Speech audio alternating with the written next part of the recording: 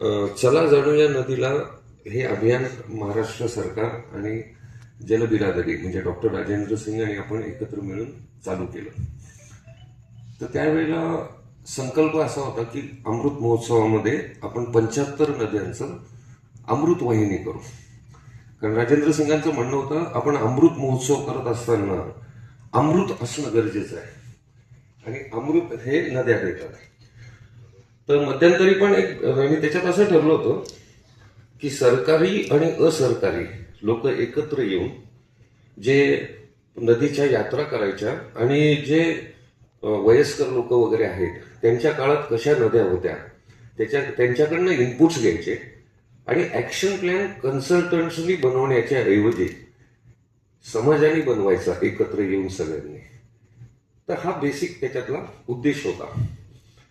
मग त्याच्यामध्ये मागे पुण्यामध्ये मीटिंग झाली तर असं ठरलं की आपण महाराष्ट्रामध्ये 6 मॉडेल्स तयार करू. आणि मला सांगायला आनंद वाटेल की 6 मॉडेल्समध्ये 3 नाशिकचे मॉडेल्स तयार करू असं ठरलं. त्याच्यामध्ये एक अहिल्या म्हणून जी त्र्यंबकेश्वरला नदी आहे छोटीशी ती एक, दुसरी नंदिनी आणि तिसरी येवल्यामध्ये मोती नावाची नदी. तर तिघांवर आपण काम करूयात असं ठरलं. आणि त्यातही सर्वात जास्ती कॉम्प्लेक्स आणि लगेच करण्याचं काम म्हणून नंदिनी ठरलं.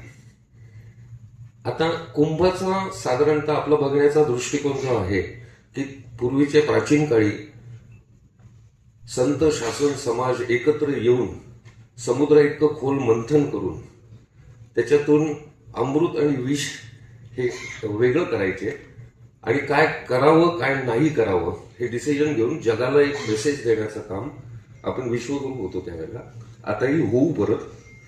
तर ते मेसेज द्यायचं काम करायचे.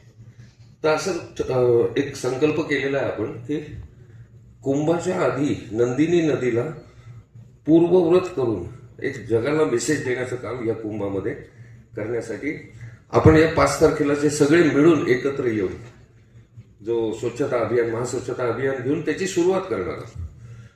तर ते एक फार महत्वाचं पाऊल असेल.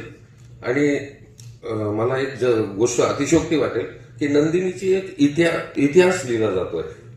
त्या इतिहासामध्ये हे सगळे लोक आपण एकत्र म्हणजे त्यांची कुठं ना कुठं त्याच्यात नोंद आहे. या सगळ्यांचा त्याच्यात रोल आहे. तर तो रोल आपण जर प्रत्येकाने व्यवस्थित निभावला तर आम्हाला सगळ्यांना खात्री आहे की आपण कुंभात तो मेसेज द्यायला यशस्वी ठरू. प्रॉब्लेम मोठे नाही आहेत, फक्त ती इच्छा होण्याची गरज आहे. जे आता चला जाणूया नदीलाचे अधिकृत नदी प्रधानी पण आहे, पण जनतेमधनं आमच्यामध्ये काही पुढे आले आणि जनतेचे प्रतिनिधी म्हणून आमचे रोशन केदार आहेत, निलेश आहे, बरेच लोक आहेत की ज्यांना स्वतःला असं वाटलं की नाही मला याच्यात काम करायचंय. तर असे सगळे आपण त्याच्यात जर एकत्र झालो, छोटा छोटा रोल जरी डिफाईन केला तर मला वाटतं आपण या अभियानात 100% यशस्वी होऊ आणि जगाला एक सांगण्याचा आपण प्रयत्न करू. थँक्यू.